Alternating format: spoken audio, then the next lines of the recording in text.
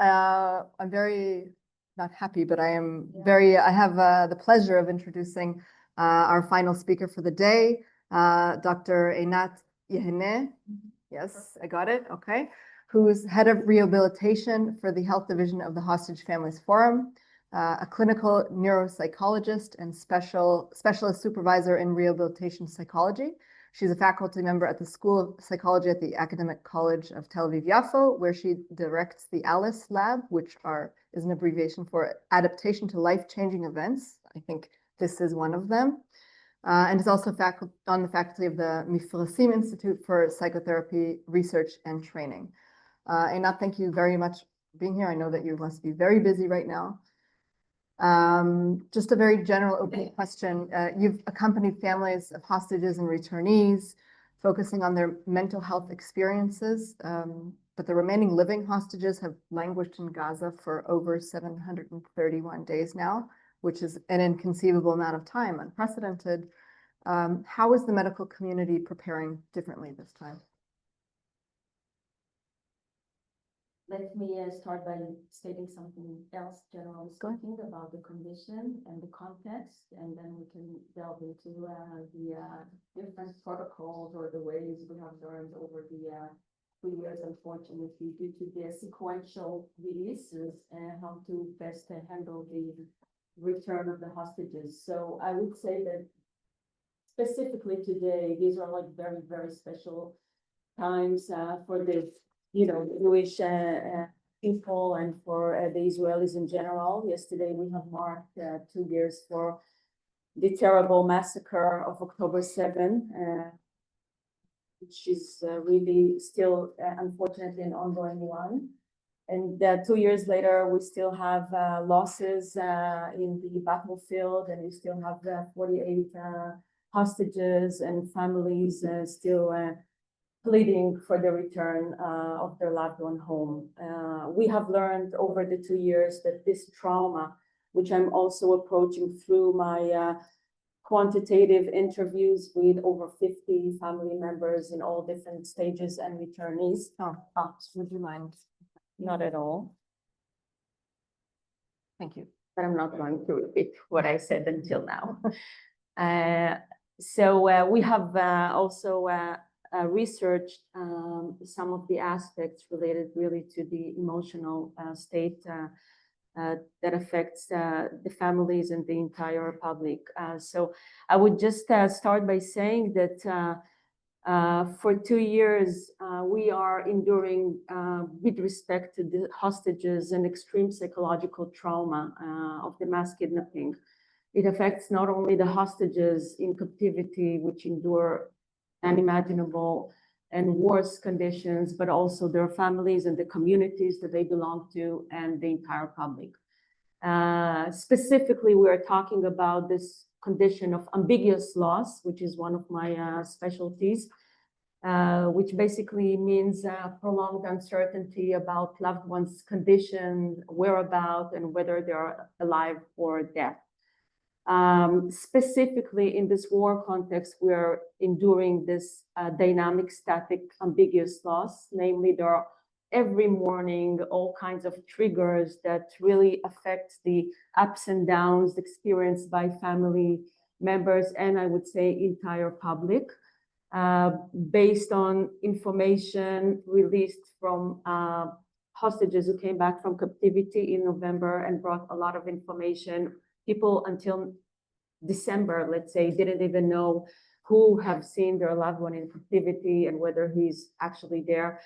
And even when we had the releases in January, people suddenly learned about the injuries and the horrible conditions that hostages actually endure. And there were like questions about the priorities of the list and who will be released first and second. And I would say that every psychological terror released by Hamas, by the statements about who is alive or dead, about the movies, the purposeful starvation, which we have dealt with recently.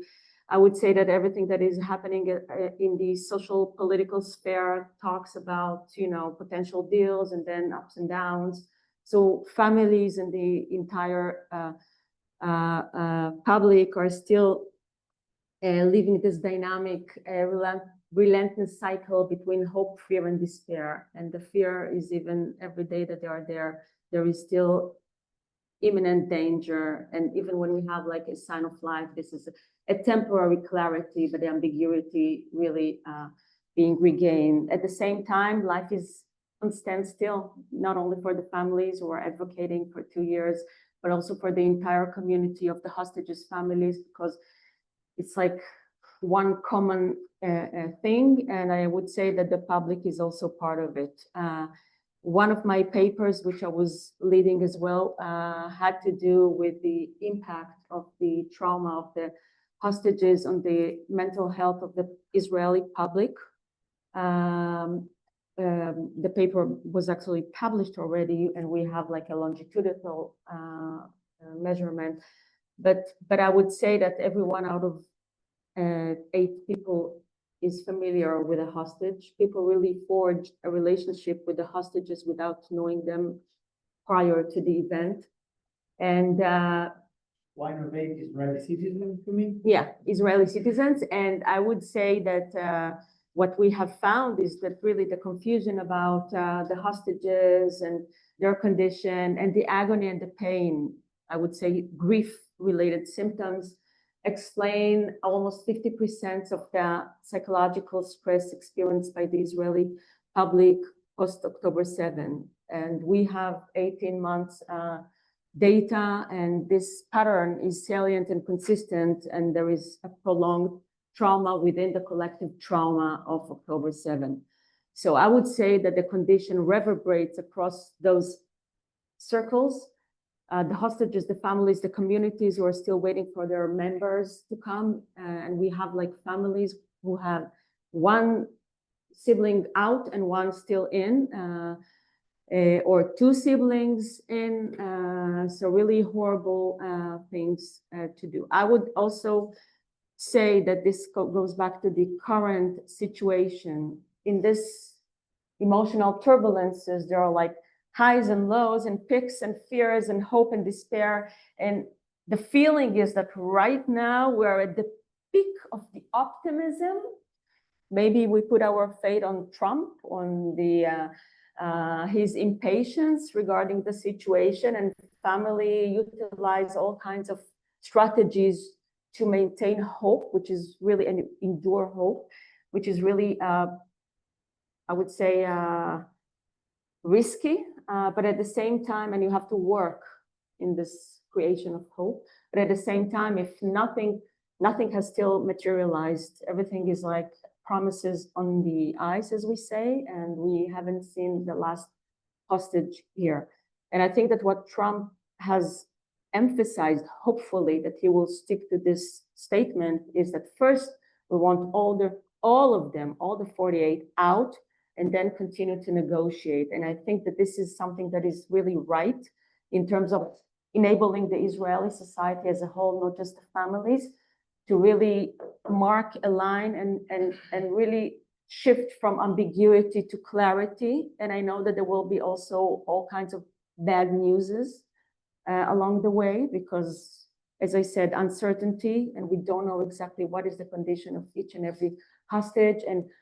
And primarily, I would also want to mention the families of the deceased hostages, and also bring them into the table, because we're always busy, and the media probably is busy with the living hostages and rescuing their life, but also we have to rescue the life of the families of the deceased hostages who really, really, really want their loved one to be back to proper burial. The fear, as I said, hope, despair, and fear. The fear is that not all of them will be found. And time is of essence and pressure, not only for the living, but also for the deceased, because they can disappear. And people who know where they are and the condition where they are held, the deceased hostages, are also affecting the likelihood, and the fear is that they will turn into missings with endless, like what happened to Rona Rad. So these are like the cultural. So societal scripts that we are navigating in between. Going back to the releases, I think that in November, there was no protocol for how you deal with returning people, civilians, primarily even elderly and children. We had soldiers in captivity, but there was no written protocol. I think that unfortunately over time, unfortunately, because of the sequential releases, which I will be happy to say why it was so bad. But at the same time, lessons have been learned and implemented, primarily to the sterilized environment that we have to create when the hostages are coming back. How you really put the media aside, how you restore initially safety and security and give them a moment even to shower themselves before they meet their families, like a moment of, because they haven't been in their own element and couldn't really decide for anything for the last, I would say now 2 years. But so this is one of it. And I think that the release back then, I think that they were hospitalized for 1 day or 2 and released immediately home. Now, one of the lessons is that you let them stay in the hospital for at least a week or 2 to stabilize their primarily physical state because of the starvation and everything that we have elaborated in our reports in the health division, but also to really have them be assessed multidisciplinary. And this is where rehabilitation comes into play, because, you know, it's not only about the medical condition, but also about lack of motor movement, speech. Some of them were isolated and the speech didn't speak to anyone except for a few sentences over 400 days or something like that. So you need a speech therapy, a physical therapy, psychosocial assistance, psychotherapy, psychoeducation about what is expected and how much the world has changed, because they also lived in ambiguity. Some of them were not connected to any media over time. Sporadically, some of them got some signs of life, and so maybe the rallies at the hostages square every Saturday, and knew that nobody really forgot, as the Hamas propaganda really claimed, forgot them. But I think that the multidisciplinary approach was also implemented, and to have their families also stay in a nearby place, in Kfar Maccabiah, for example, which is close to Sheba, but Ichilov. And I think that over time, each major hospital that is taking the hostages has developed a clinic specializing, and they also learn how to deal with it and the uniqueness of the trauma, and to have even a long term of several months under the daycare program, to have them come and go and continue their medical assistance and have their psychological treatment, for example, primarily taking care there. Unlike the releases in November, which was like chaotic, some utilized psychotherapy, some didn't, some had, there was no like organized program. Still in the future of Israel, we will need a long-term center of rehabilitation that will combine all the knowledge that still accumulates. And through that, we also have contributed many reports in the health division, as I said, which we wrote about it. Is there a discussion of where that might be, that center? There are the good news is that there are lots of good intentions and everybody wants to help. And there's like, everybody wants to touch and to be associated with this story, who is becoming a heroic story of, treating hostages and returning hostages, and to be part of this collective trauma.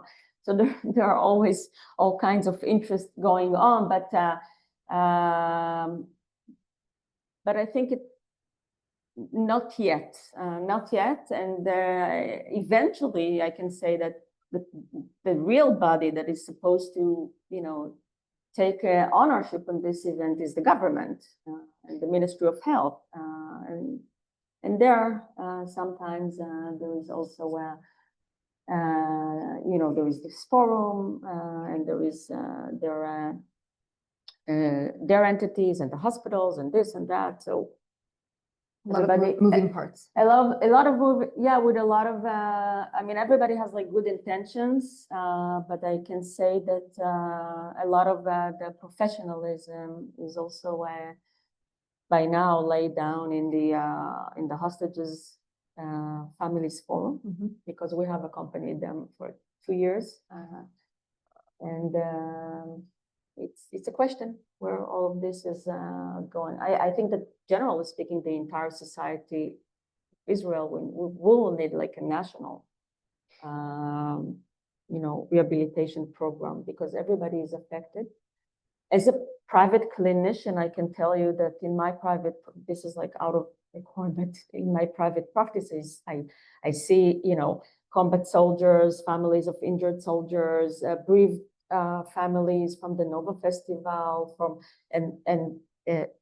families of hostages, and everything is interconnected. Like the trauma is mutual, but you can really see how people who come to psychotherapy who don't belong to the cycles of victims, as a first and second even, are all affected.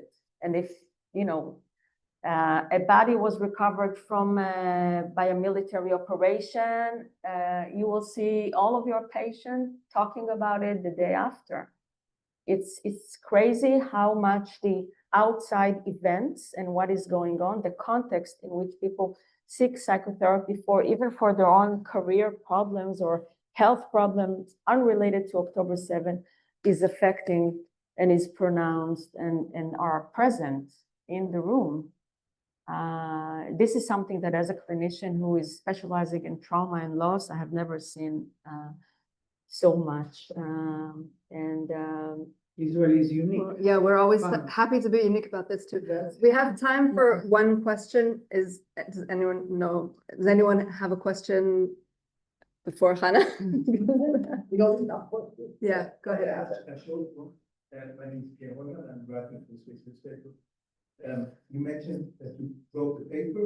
Several, yeah. So one of them is about the collective ambiguous loss of the entire society, which was published, and I can send it to you if you want. Another work is really about to be published soon in trauma, about the experience, the unique ambiguous loss experience of the families based on. Yeah, and there are also reports that we wrote about the deceased families, deceased hostages families, about their disenfranchised grief and their battle to, after getting the problematic, I would say, announcement about declaration about the death, which they accept or don't accept. It's a question. They live in doubt, and they cannot start to even grieve their loss because they are back to the fight for return, etc., etc. And this is another paper that is being submitted right now. And we also have a longitudinal findings about, as I said, the salient effect of this trauma on the Israeli public over 18 months. I was thinking about before, especially, you mentioned it. Yeah, you can also approach me. Some I can share, some I can are not published yet, so I will not share. But I can send reports in which every data we have collected, except for accompanying family, that we also went to talk. I personally went to speak to policymakers, and not only about the rights and how to handle the families in the future from now on, but also about to the Knesset and,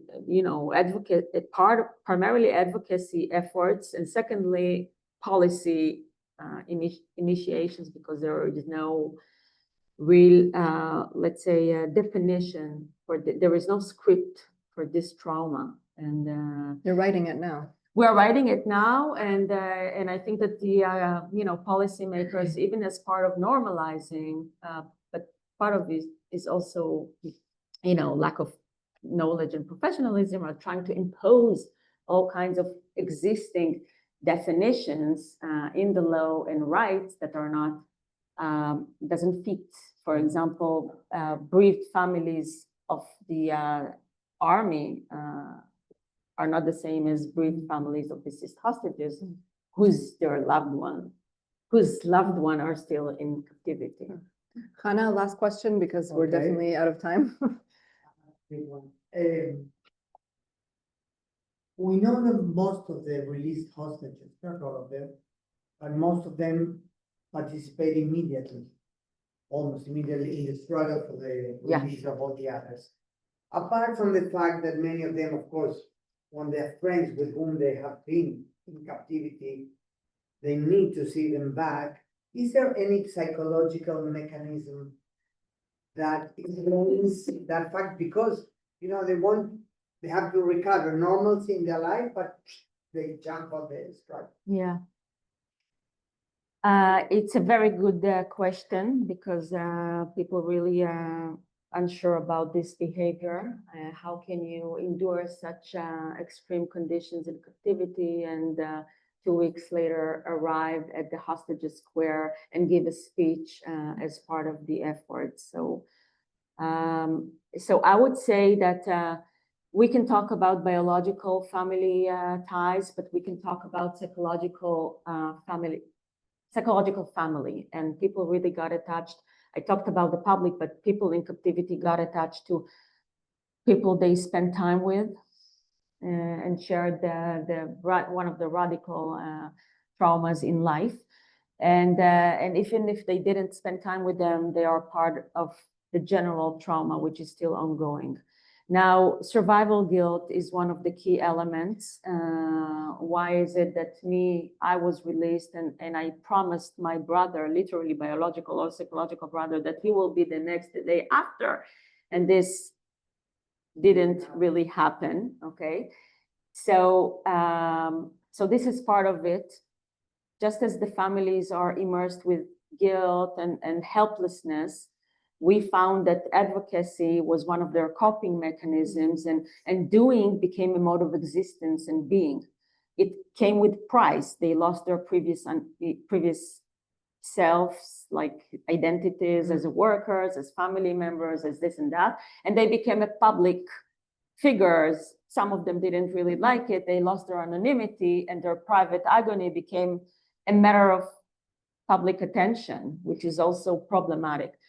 So the same happens exactly to the released hostages. Doing becomes a mode of being to combat helplessness, guilt, and really try to bring a firsthand testimony about the urgency that maybe people can understand, but not really empathize with when it comes from, the heart of. And still, the media always like to, interview family members or returning hostages than professionals, because firsthand testimonies are probably stronger. And some of them really found meaning. I mean, like part of premature, I would say, post-traumatic growth, but why all of this happened. And I think that on a positive note, during this ordeal, some people really learn about new assets, traits that they didn't really know they hold inside of them. Part of it is to connect to others. Part of it is to go and speak in public. And part of it is really a strength that I didn't know I have. So for the post-traumatic growth gives uniqueness and maybe meaning. It's a life-changing event. I think this is a good place to end our conversation for the day. It's very multifaceted. Yeah. I know I gave you only It's strong. 5% of the entire story. We'll follow up on all the literature afterwards. Yeah.